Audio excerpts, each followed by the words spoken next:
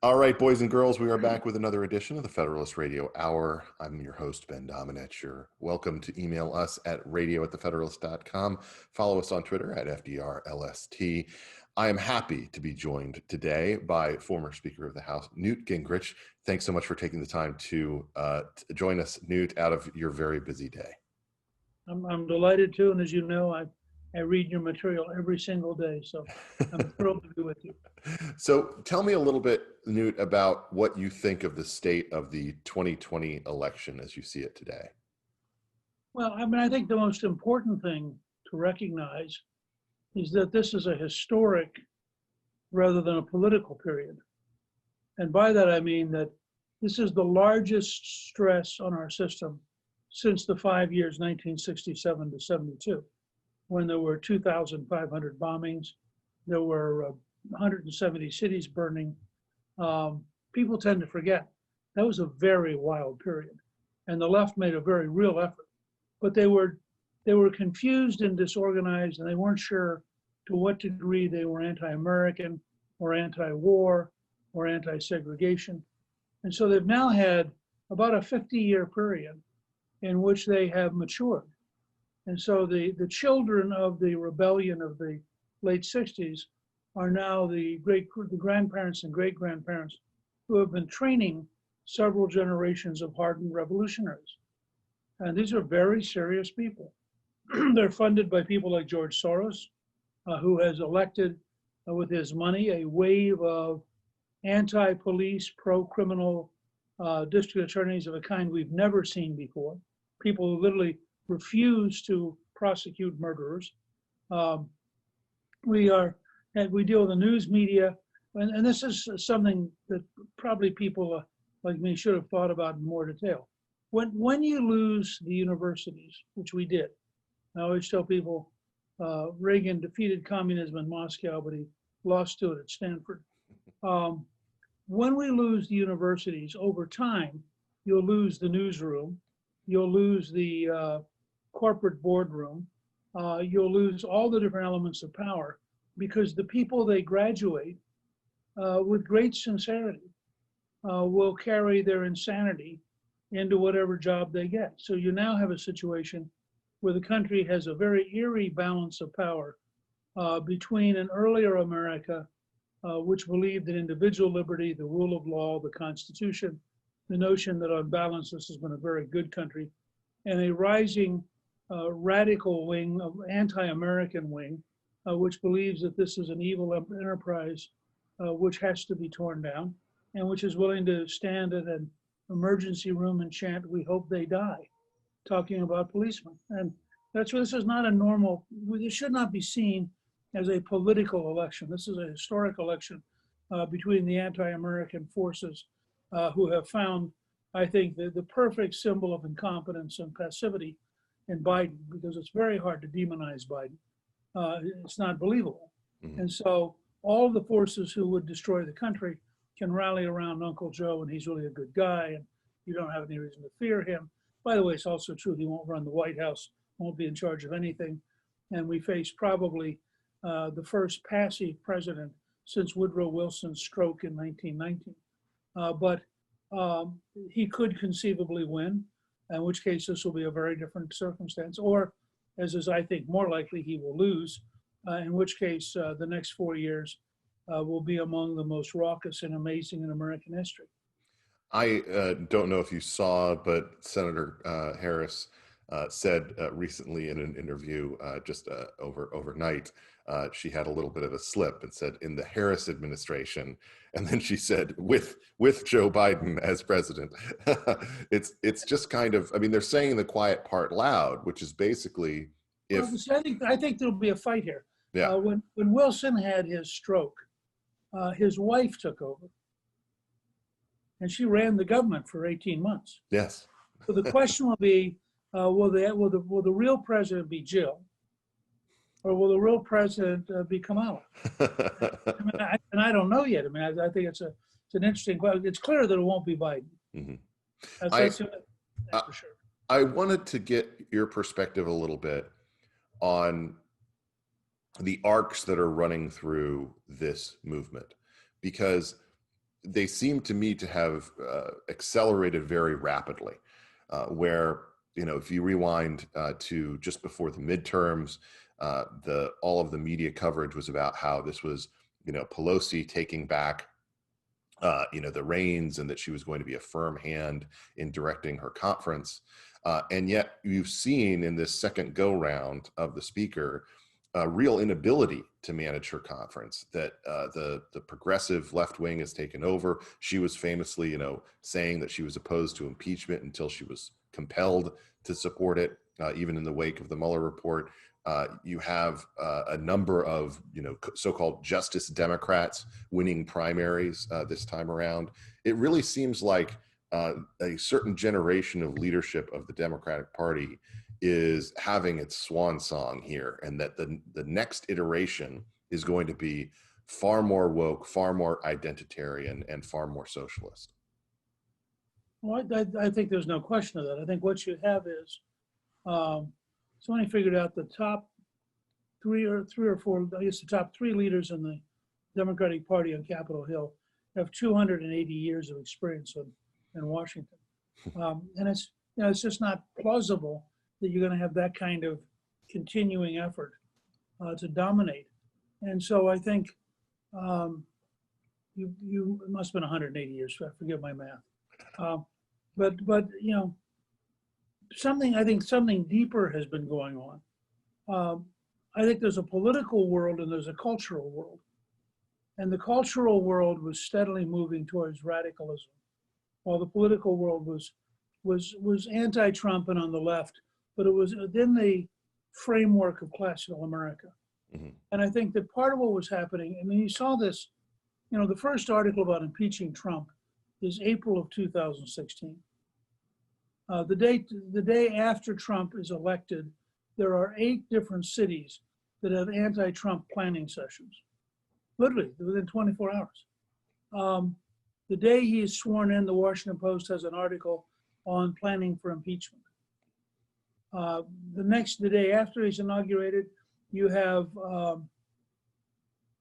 famous singer announce that she dreams of the White House burning down. Now, it says that to a huge crowd who've come to Washington for the purpose of hating their newly elected president. Mm-hmm. At that time, Alan Guelzo, who's a great historian at Princeton, wrote me and said, not since the South Carolina slave newspapers attacked Lincoln has there been anything like the level of vitriol that Donald Trump is receiving. And I think that's what we're living through, is that the country, the left wing of the country moved angrily and aggressively further to the left in response to Trump. That had we gotten a Jeb Bush or a Mitt Romney, we would have continued to drift along with the left gradually gaining power. But it's the very effrontery of electing somebody who doesn't know that he's supposed to be part of the cultural elite that has led to this, I think, extraordinary overreaction. And I think the Democratic Party is right at the edge of blowing up, mm-hmm. because the differences internally are so massive. You see this if you look at the New York City council members who are Black, who are now coming out against cutting the police budget, and just saying, when Al Sharpton says, look, if you're a white liberal, this is fine, but if you live in the hood, this is crazy. Mm-hmm. Something is beginning to really fray at the edges. Well, their coalition seems to be far more unified around anti-Trumpism than it is about their actual agenda, especially given that the Republican Party seems to be becoming much more of the party of the working class. And this seems to be particularly frustrating to them as it relates to Hispanic voters. We've seen the alarm bells sounding in the last couple of days with reports in the New York Times and elsewhere about Biden's struggles with those voters. What do you think that looks like in the long term in terms of the Republican coalition going forward? Regardless of the outcome in November, it seems to me they are much more now a party of the working class and shedding some of those elite suburbanites that had previously been Republican. I mean, my guess is that this is one of the great transition periods, that you've got a a real effort underway, I think, to, on the one hand, have college-educated professionals.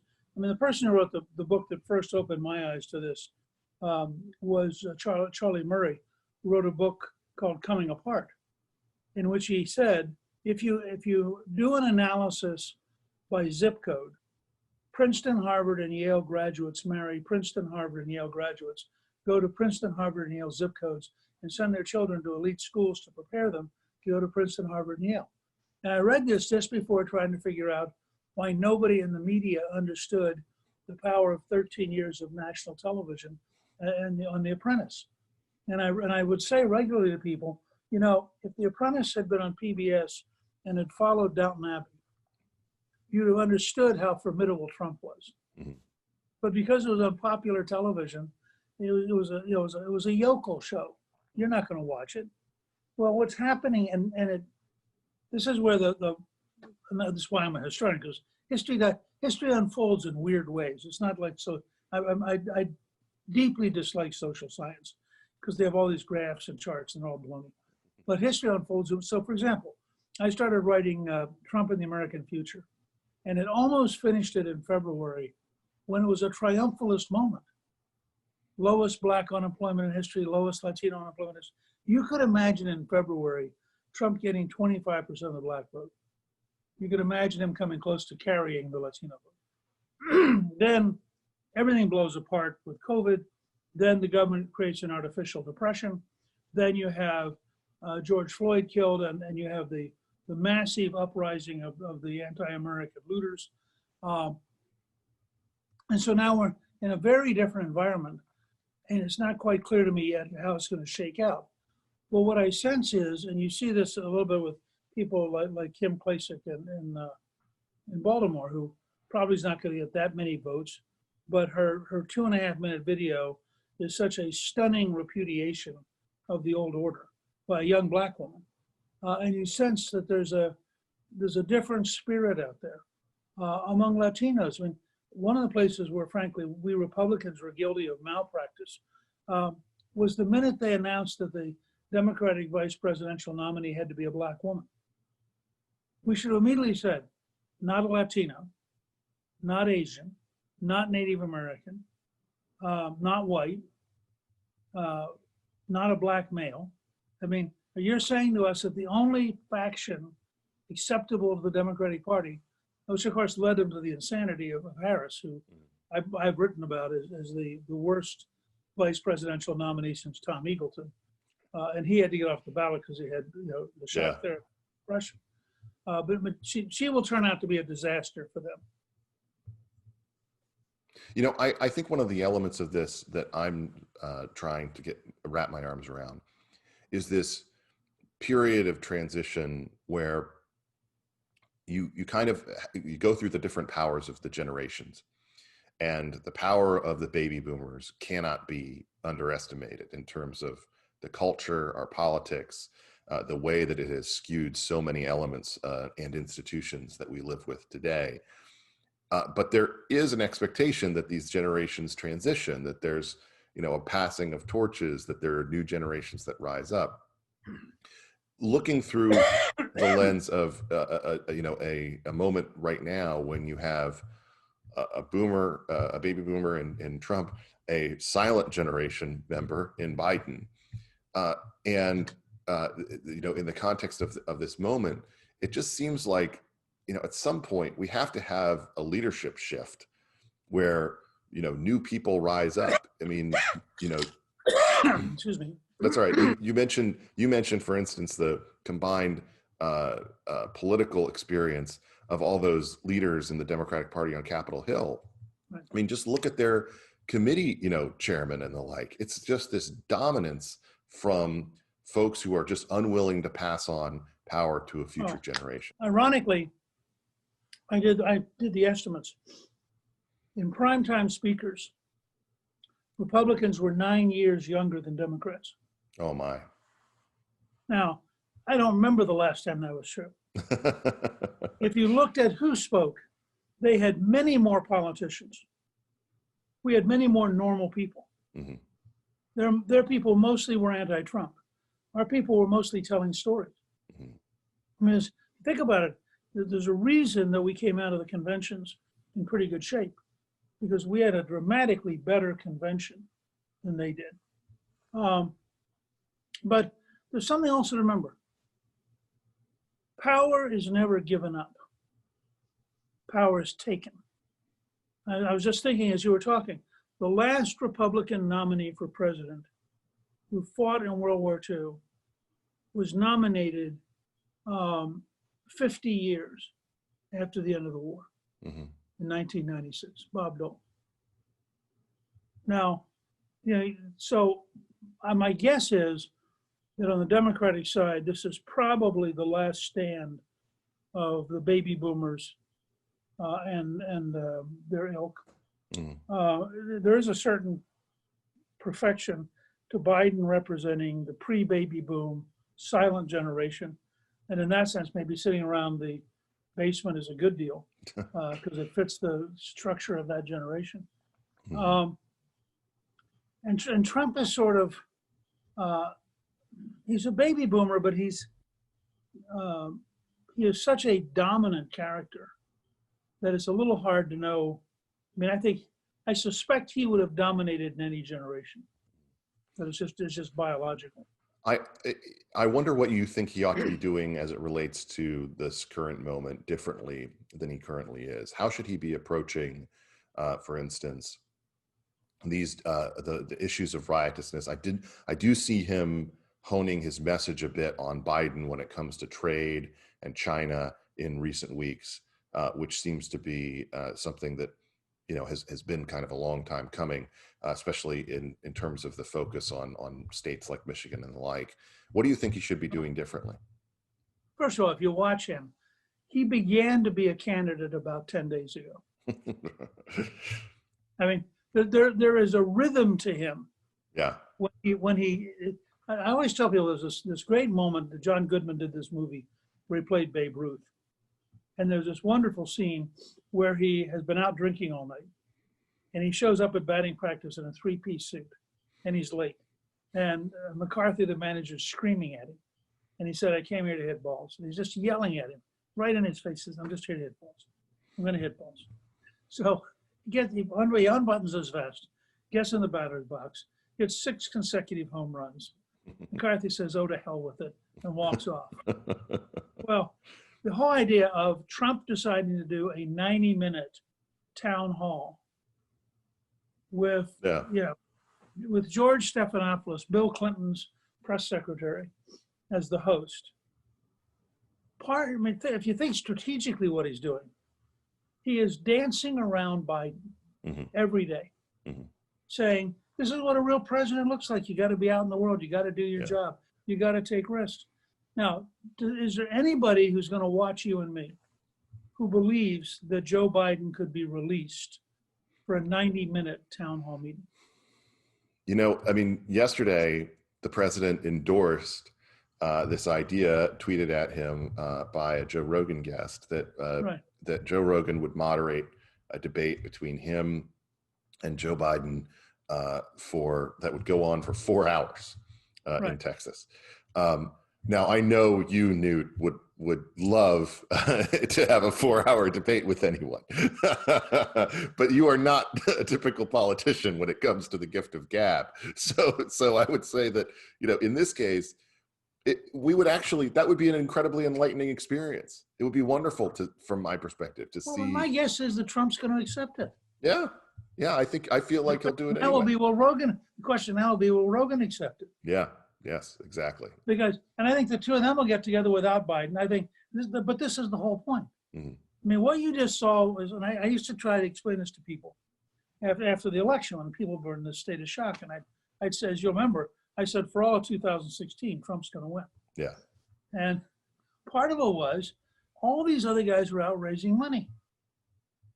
Trump, and I just saw, by the way, he reached the agreement again this year.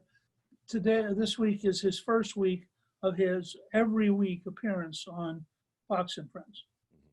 So for the next 6 weeks, he'll be on Fox and Friends. It's just, so what he would do, everybody else would go out and they'd raise lots and lots of money. He'd get up in the morning, he'd call into Fox and Friends. He would do some kind of press thingy about 10 in the morning. He would tweet 6 or 8 times during the day, and then he would do an hour of Hannity Live. Okay, so he would generate X amount of media at zero cost. And that's where when you start measuring who has how much money. And now, of course, he's the president. So now you got the president of the United States, and you know you have to watch because you don't have a clue what he's going to do because he doesn't have a clue. This is the most existential person ever to occupy the White House. When it comes to the media, I feel like something shifted. They used to be attached at the hip to the Democratic Party. And I do mean the party. They were kind of, they like to squelch down on the party critics from the left, people like Bernie and his ilk. But now I feel like they actually run the party. Like it feels like they're the one determining the party priorities and not the other way around. When Kamala Harris's campaign ended, there was that long New York Times piece that talked extensively about one of the big problems for her campaign is that everyone was always on Twitter all the time, and she felt like that was they felt like that was the thing they needed to jump on at every moment. They needed to get on what all the journalists were talking about, in order to get some attention. Even Saturday Night Live, to the degree that they made fun of any of the Democrats, they made fun of her for, wanting to have a gifable moment or, mama needs a meme or whatever it was she said. It seems to me like the relationship has shifted, and now it's the media that's driving what they do as opposed to the other way around. Well, I think that's largely true, but that's because with the exception of AOC, who I think is brilliantly noisy but massively overrated in terms of real power, and Sanders, who became really important because he was not Hillary. People tend to forget this. So it wasn't there was a sudden upsurge in socialism in America. It was if you were on a college campus and your choice was to be for this quaint grandfather or Hillary, you didn't have any choice because Hillary was anathema. I think that the result is you have a Democratic Party that there is no driving force in the Democratic Party today. There's no sense of, the 3 big things we have to get done. And I think that they have lots of things they'd like to get done, but they're essentially a coalition of interest groups, aging ethnic bosses, and bright, young, eager people who are happy to be against the old people, but actually don't have any other than a fantasy. I mean, how can you take seriously the whole idea of the Green New Deal when you're looking at California burning? And one of the things that's burning, by the way, are solar panels. So the California energy crisis is getting worse because the fire is destroying one of the major renewable sources of energy. These people are just out of touch with normal life. I know that we only have a limited amount of time left, but one aspect of this that seems to be driving so much of the woke identitarianism is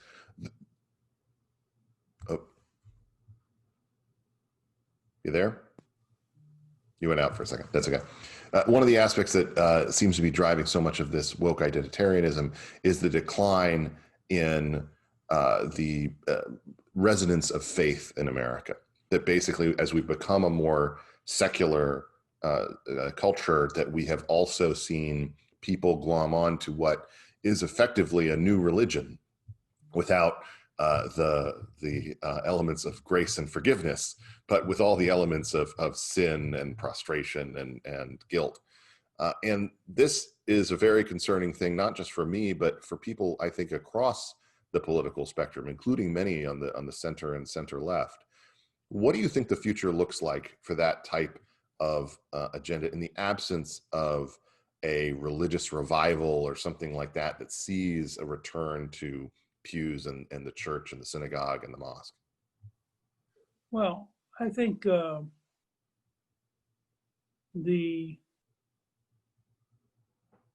a book by Murray called The Madness of Crowds. which I really recommend very highly. When you don't have a God, you have to invent one, Mm-hmm. because biologically humans require some larger thing to order their life around. And when you have instantaneous social media, your gods can change every few minutes. So one day it's Black Lives Matter, another day is Save the Whales, then it is protecting transsexuals. I mean, you just look around and figure out what's tomorrow morning's big thing going to be. And all of them have to be ecstatic, overwhelming, sometimes relating to the flagellanti of the Middle Ages, where you go around and beat yourself to get even. But they're all manifestations of the desperate human desire to believe that life is bigger than nothing. And that's where you get part of the drug addiction problem. That's where you get the huge surge in suicide. I mean, if this is all there is, I don't want to endure it anymore. And I think that's really sort of where we're at. And but I'm a very conservative, very traditional person. I believe historically that until you get a great awakening and you have a rediscovery of some kind of commitment to a supreme being, you're just going to have basically a society that's decadent. There's been all this talk about the Netflix movie Cuties. Well, the talk about that's going on at a time when the state of California just revised its laws to make anal, vaginal, and oral sex with 14-year-olds legal. Now, that's just where we are. Yeah. We're in a period of decadence, and we're in a period where the decadent are dominant. And if you don't want to be decadent, you better keep your mouth shut, because otherwise they'll be really mad at you. I will let you go, but I must ask you very quickly, how excited are you about what we've learned about this possibility of life around Venus? Oh, I think, look, I'm a total fanatic about space, and I am totally intrigued, whether it's Venus or whether, frankly, we keep talking about finding microbes on Mars. Mm-hmm. So I'm a true believer. I think that our destiny is way beyond this planet. And one of the reasons that I really like Trump and Pence is I think they're really serious about getting to the moon permanently and then moving on to Mars as soon as possible. Very exciting time. Thank you so much, Speaker Gingrich, for taking the time to join me. Listen, thank you both for what you do at the Federalist and what you do with the Transom, which I regard as probably the best single publication coming out on a daily basis. Thank you so much, sir. It's a real pleasure to have you. Take care. All right. Take care.